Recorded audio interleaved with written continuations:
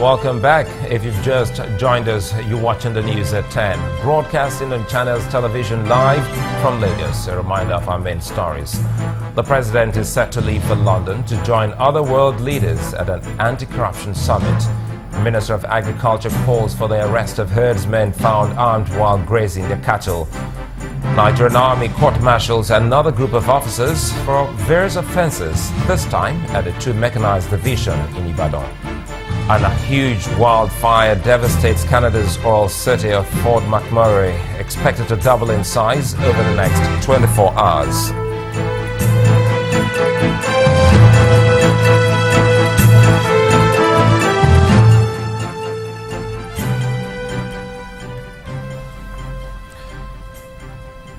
We do remember that all our top stories can be found on our website, channelstv.com, and on youtube.com/channelsweb. Visit m.channelstv.com to view us live on your mobile device. You can also download the Channels TV app for Android, iOS and Windows phones from the respective stores.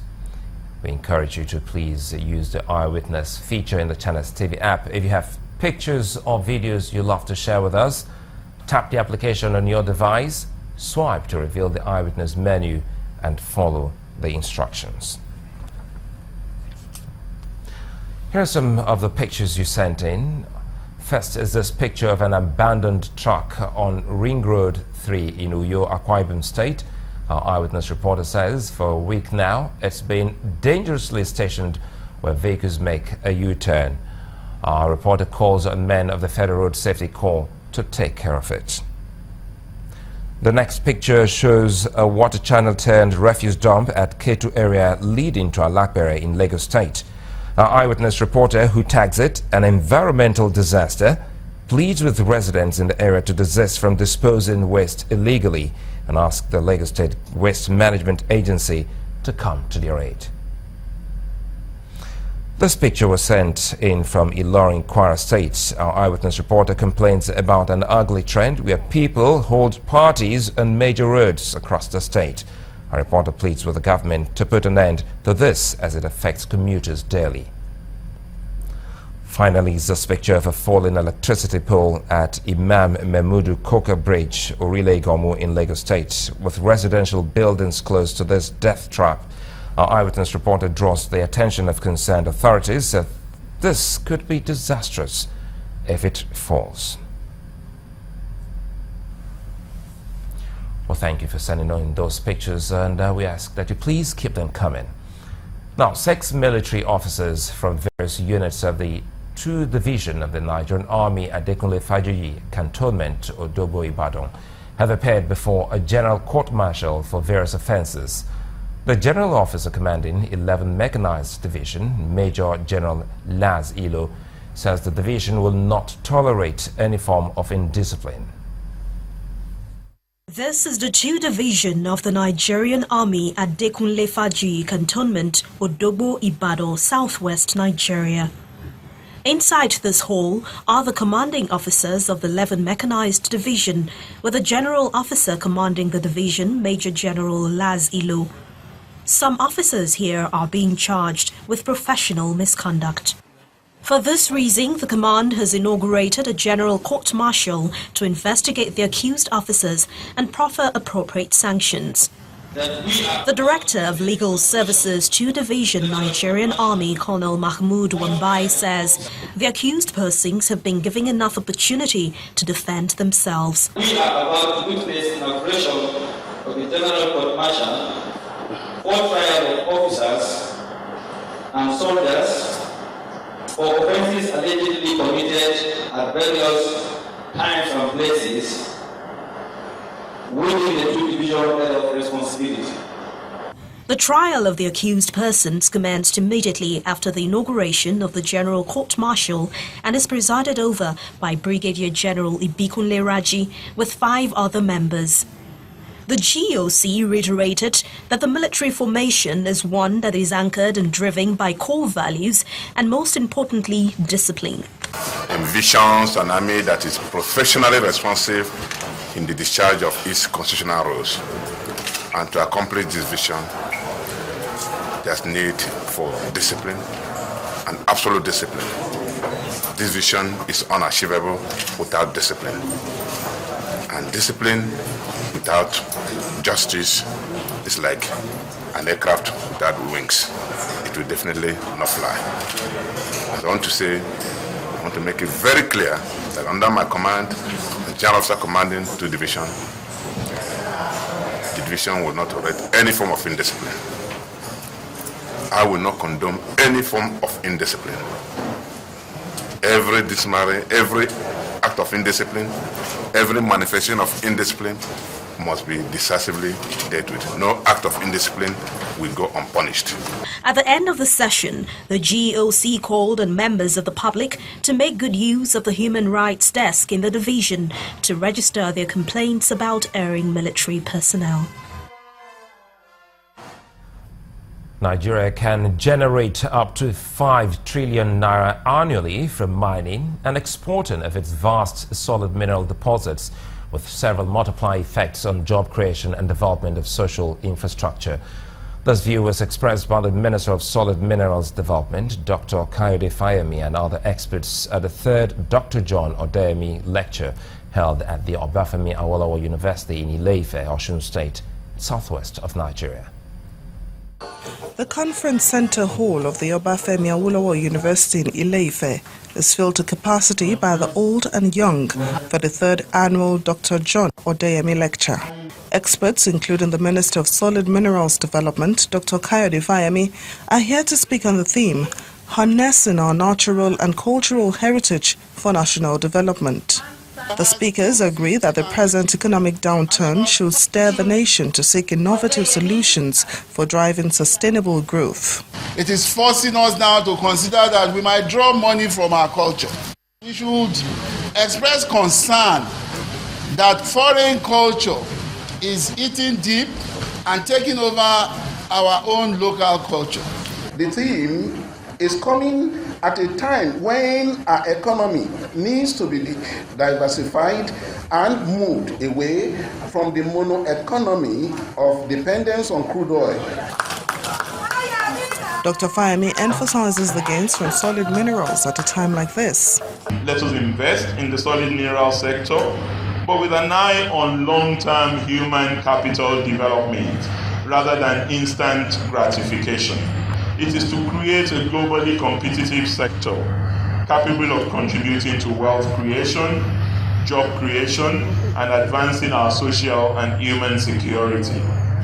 We will achieve this by focusing on using our mining assets to initially drive domestic industrialization and migrate to competing in global markets. Other key speakers could not agree less. My wraparound Ashoki is made in Ilorin, Kwara State. The shoes I'm wearing are made from Lagos State. Rome was not built in a day, but let us appreciate what we own in this country, and life will be better for all of us. It is the obvious. Oil has collapsed the economy, but we are sitting on wealth several days in the farm, on the street, and several things we can do for ourselves. We are just bemoaning our situation, crying when we should be laughing. High point of the occasion is the presentation of a Natural History Museum and Distinguished Service Awards to 3 notable people, Professor Emeritus Ademola Segun, Professor Abiodun Adediro, and Chief Joseph Toriola. The Minister of Power, Works and Housing, Mr. Babatunde Fashola, Senior Advocate of Nigeria, has reiterated federal government's commitment to providing a solution to Nigeria's electricity challenges. At a book launch in his honor in Lagos, the minister shares his roadmap for the power sector, which is said is based on a transition from incremental power to steady power and then uninterrupted power. The whole, therefore, of damaged, broken, aging turbines and electrical units is the first roadmap to incremental power. In Edo State, the Azura power plant, you may have heard about it. Azura has been resolved, the guarantees have been given, construction is going on. There are 400 plus workers on site as we speak. Aba Power Plant. Good news, they're out of court. Aba Power Plant will be completed hopefully this year and we can get more power. That's the road to incremental power.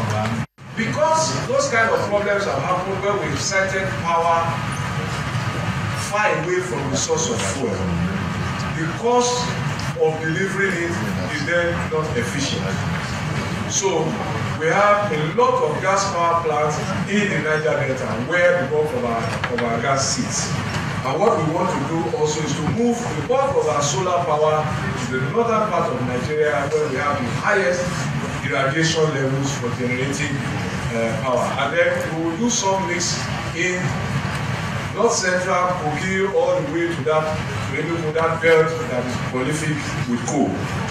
Now that energy mix will help us when we ultimately finish it, hopefully soon enough this year, to advise all of you investors, businessmen, Nigerians, to know what is coming. Nigeria's Minister of Works, Power and Housing, Pt.2 Fashola, sharing his roadmap to fixing the power sector. The People's Democratic Party Local Government Congress Committee in Anambra State, southeast of Nigeria, has announced the successful completion of the exercise, which saw a good turnout of party loyalists. After the exercise, the chairman of the committee, Mr. Oladimeji Edun, explained that no other committee was sent to monitor the exercise except the one led by him. He advised both factions to embrace peace to ensure a stronger, more formidable party. The Anambra State Local Government Congress was conducted under the supervision of 2 monitoring agents. There was a huge turnout of voters, indicative of the desire of the people to have a formidable party to face the opposition in the upcoming governorship election in the state. Winners were announced immediately in the presence of the Congress committee members led by Mr. Oladimeji Edun. In the other camp, the turnout was also massive, as from Njikoka to Anambra East to Idemili North and Awka South, party faithful thronged the various voting points with the security agents to maintain peace. We have different camps in PDP, but now PDP have united themselves. So that's why we have one Congress in this local government, in every local government of Anambra State today. For PDP to actually go forward and rise to their prominence again, they have to do things the right way, and everybody has to accept what is done on the ground. There's no that better way to doing this than what we have done now. Option A, for people lying behind you and you test your popularity. The Local Government Congress Committee commended the process and adjudged it one of the best. We were able to go through all the local government without any crisis. We had a very peaceful and free and fair election here today. My appeal to the members of PDP in Anambra State is to appeal to them to come together, form a very strong party. The secretary of the committee was very clear in his submission that they were the only committee sent by the national body to monitor the Congress. We are not aware of any other committee rather than this committee that is being constituted by the National Secretariat of the party. As election day draws closer, all parties concerned have been encouraged to embrace peace for a stronger and more formidable party. When the news at 10 returns, ability in disability. That's the story of a visually impaired entrepreneur, which comes on The Focus. Plus, the day's business news. Join us again.